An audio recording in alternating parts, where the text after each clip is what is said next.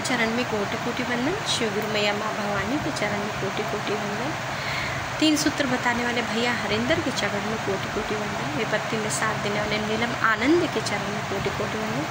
हमारा प्रणाम स्वीकार करिए शिव गुरु, स्वीकार करिए शिव गुरु, स्वीकार करिए। गौरा गुरु के चरण में मेरा कोटि कोटि वंदन। आइए जानते हैं शिव चर्चा। आज बहुत ही सुंदर शिव चर्चा करने जा रही हूँ। गुरु और शिष्य की कहानी है। इस चर्चा के माध्यम से ये जानेंगे कि गुरु की शरण में रहने के बाद जो है शिष्य को कितना कितना मतलब कितना भी कष्ट है, विपत्ति है, पर वो शिष्य के ऊपर आज तक नहीं आने देते। गुरु अगर सच्चा हो, शिष्य सच्चा हो, गुरु और शिष्य की मतलब सच्चा हो तो फिर कोई बात ही निराली है। और गुरु से किसी भी प्रकार का छल नहीं करना चाहिए, गुरु से निर्छल भाव से रहना चाहिए। गुरु और शिष्य का संबंध माँ बेटे का जैसा होता है वैसा होना चाहिए, तो और भी उत्तम रहता है, अच्छा रहता है। इस कहानी के माध्यम से हम यही जानेंगे। एक गुरु थे और उनका एक चेला था। गुरु और शिष्य क्या काम करते थे, रोज़ जो है अपना भिक्षा मांग कर गुजर बसर करते थे। एक दिन जो है गुरु बोला कि शिष्य को अपने आज्ञा दे, हे शिष्य तुम जाके जो है भिक्षा मांग के लाओ और उसी भिक्षा से हम लोग खाना बनाएंगे। वो बोला ठीक है। तो गुरु बोला तुम भिक्षा मांग के लाओगे और भिक्षा मांग के लाओगे खाना बनाओ, ठीक है।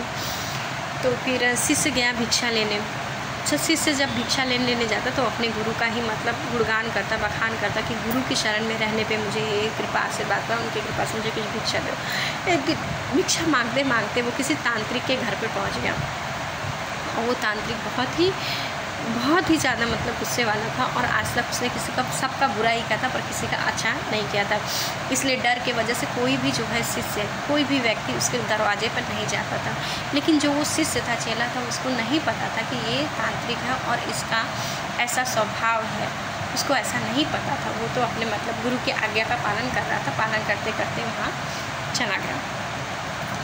एक दिन वो बोला जो है शिष्य पूछा, बोला अलख निरंजन भिक्षान दे भिक्षान। जब उसने दरवाज़ा खोला तो वो अपने गुरु का बखान कर रहा था, गुणगान कर रहा था और भिक्षा मांग रहा था। इससे उस तांत्रिक को बड़ा ही क्रोध आया और वो तांत्रिक बोला तुम मेरे ही दरवाजे पे खड़े होकर मुझसे ही भिक्षा मांग रहे और मेरी बढ़ाई ना करके अपने गुरु की बढ़ाई कर रहे हो।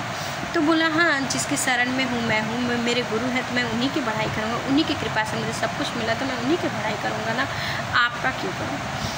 इतना बात सुनते ही वो तांत्रिक को गुस्सा आ गया, क्रोध आ गया। बोले तुम जाओ, तुम कल सुबह का सूर्य नहीं देखोगे, तुम्हारे लिए कल सुबह का सूर्य नहीं होगा। इतना जब वो बोला तांत्रिक और जो आसपास के लोग जुटे तो वो सब बोले कि आज तक इस तांत्रिक की कोई भी बात विफल नहीं हुई है, इस तांत्रिक की कोई बात भी विफल नहीं हुई और वो जो भी बोलता है वो सब सत्य हुआ है। तो वो शिष्य बड़ा उदास हुआ, बोला कि आज मैं भिक्षा मांग, मेरे लिए कैसा दिन था, मैं भिक्षा लेने आया तो मुझे ये श्राप मिलेगा। बहुत दिन हो गए मुझे अपनी माता से मिले हुए, मैं अपनी माता का द्वार छोड़ के आया हूँ, काश अंतिम समय मुझे अपनी माता से भी मुलाकात हो जाती।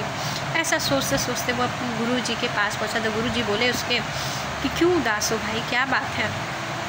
तो बोला क्या बोलूँ गुरु जी, आज मैं भिक्षा मांगते मांगते एक तांत्रिक के दरवाजे पड़ गया और तांत्रिक ऐसा मेरे को बोल दिया।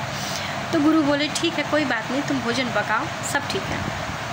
वो भोजन पकाया गुरु के लिए, सब में गुरु को भोजन दिया, गुरु ने खाया और गुरु ने बोला शिष्य तुम भी खा लो। बोला कि नहीं गुरु, आपको खाना की पड़ी है और देखो मेरे जीवन का ये होने वाला है।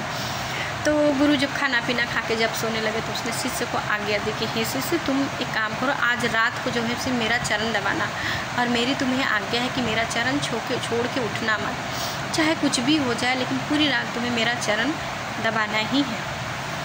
ऐसा बात बोल के गुरु जो है सो गया और वो शिष्य जो है चरण दबाने लगा।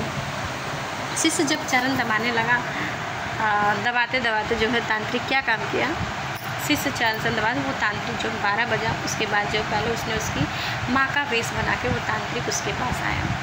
जब तांत्रिक आया और बोला कि जो है भिक्षान दे तांत्रिक बोला जो है कि हे बेटा मैं तुम्हारी माँ हूँ, देखो आया हूँ।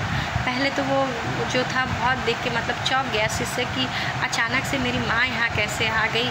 चलो फिर भी आ गई है तो बहुत अच्छा है, मेरी इच्छा थी अंतिम समय में अपनी माँ से मिल लूँ, ये मेरे लिए बड़े सौभाग्य की बात है कि मेरी माँ मुझसे मिलने आई है।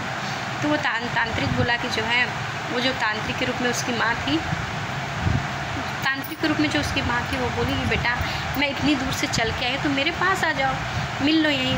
तो बोला नहीं माँ, जैसे आप उतनी दूर से आई हो वैसे थोड़े पास और आ जाओ, मैं आज के रात अपने गुरु की आज्ञा का उल्लंघन नहीं करूँगा और मैं उनका चरण स्पर्श कर रहा हूँ और चरण छोड़ के मैं हटूँगा नहीं। बहुत प्रयास किया, बस वो तांत्रिक विफल हो गया। तो इतने इसके बाद वो थक हार के वो चला गया।